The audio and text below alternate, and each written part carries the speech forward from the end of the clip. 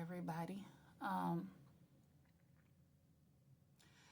I am going to do this video really quickly, and I am going to give this to you straight with no chaser. So if you are easily offended or think that I am personally speaking about you or whatever, this might not be the video for you. So I'm going to put that disclaimer out there in the beginning. I'm going to put this out there right now. I'm going to say this again. This video is going to be straight with no chaser. I'm not biting my tongue. I'm not watering down nothing. I'm going to say it the way I want to say it. Okay? So if you don't like that, please scroll on by. Don't listen to this video, because don't be coming in my comments talking about what she shouldn't have said and all of this or whatever. This is my page. This is my video. So I'm going to say it the way I want to say it. You go to your page and your video and say it the way you want to say it. I'm going to say it the way I want to say it over here. Okay? So if you offended, scroll on by. Don't watch this video. Now with that out the way, I want to say this. There is a song called Still Holy, and it is by Indie Tribe. And I posted a video just for fun the other day saying when you hear a new song at work, and you get crunk and turned up at work because the song is so nice. I love this song. The very first line of the song is what I want to talk about. The very first line of the song says, "All them shots, they left me holy." Y'all, my eyes are watering because that first line got me. All them shots, they left me holy. So what I want to say to you is all the shots that you are taking, all the bullets that have been fired at you, everything that is coming your way to cause your soul to be eaten away. You are still holy. You still have purpose. You still have power. You still have a plan for your life. The Lord said in the book of Jeremiah, he said that I know the plans that I have for you. I know the plans that I have for you. You may not know the plans that he has for you, but he knows the plans that he has for you, plans to prosper you. Everything that you have gone through, everything that you are currently going through, and everything that you are getting ready to go through, because keep in mind, we have been promised days of tribulation our entire life. We have tribulation. We have to pick up our cross. We have to follow God. Carrying our cross means that there's going to be some weight that we have to bear. There's going to be some stuff on our shoulders.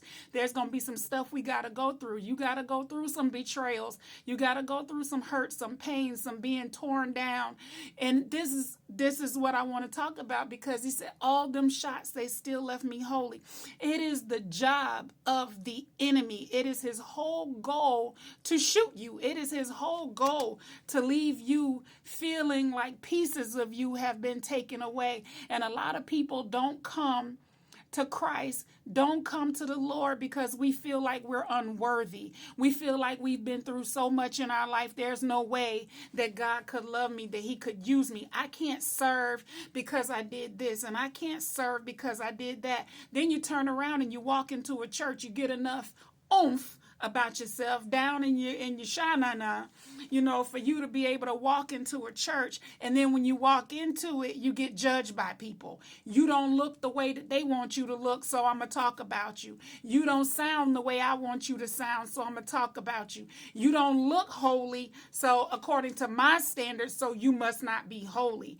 People don't know a thing about you, don't know what God doing in you, through you, with you, whatever, and automatically judge you. Like I said, I have been judged so many times because I don't dress like the typical minister. I don't care. It used to bother me. It doesn't anymore. Because now I'm like, you don't know what God is using me to dress like this for. Maybe there's somebody else with pink hair who wants to come to the Lord and scared to come to the Lord because they feel like I can't serve God with pink hair, as if God cares about what my hair color is. That's stupid. He cares about my soul. He cares about the life that I live. He cares about me being obedient to his word, having a repentant heart, following what he said, what thus said the Lord. That's what he cares about. You think he's sitting back worried about what color hair I have? God don't care about outside appearances. People care about outside appearances. But my point is people will use what they think is supposed to be right and use that to judge you. I want to tell you that it doesn't matter what you look like, what you sound like. It doesn't matter if you got dreads. It don't matter if you walking in camouflage pants and combat boots. It doesn't matter if all you have is a bodycon dress and you want to go to church. Go. Don't let people stop you because they're going to talk. They talked about Jesus. Jesus was perfect and they murdered him. He was perfect. He was without fault. He was without sin, and they murdered him. So guess what they're going to do to us? They murder us every day by talking about us. And the thing is people forget where God brought them from. You're in church now, but you wasn't always. And even if you were, you're still a sinner saved by grace. You're married now, and you have a 30-year marriage now, but this is your second or your third marriage. The first one ended up in divorce. So guess what? You're divorced too.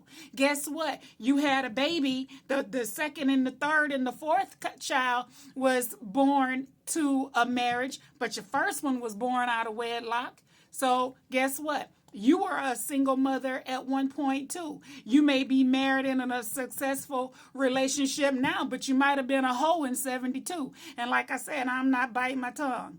In 72, you was getting it in. You was around there popping some stuff. You know what I'm saying?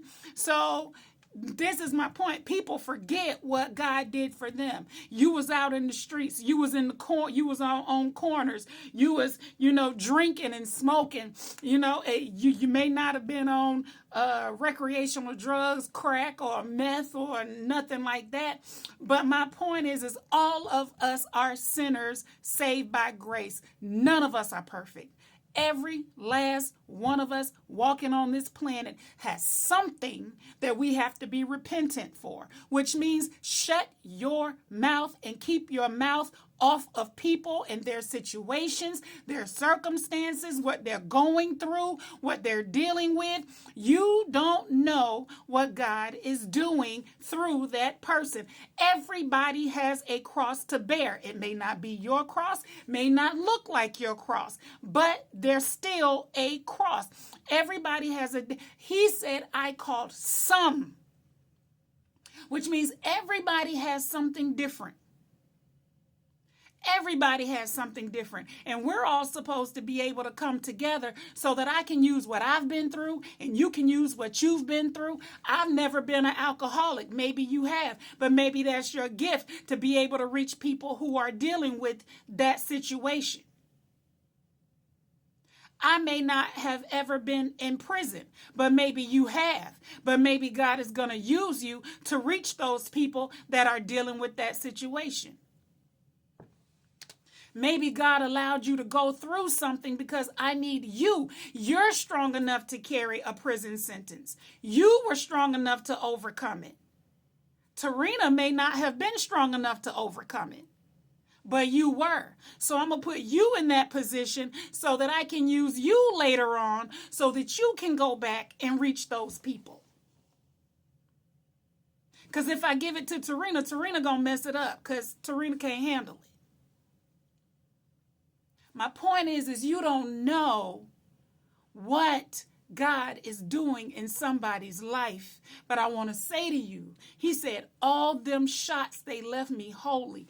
Everything that you're going through, everything you've been through, you're dealing with, you're going to go through, it is for a purpose. And your shots that you have taken that have been fired at you, have come at you left and right, have left you holy. You are still holy and you are still somebody in the eyes and the sight of God and his kingdom. It's his kingdom. It's not man's kingdom. I don't care how many private parking spots they have with their name on the sign. It belongs to him, and you still have purpose.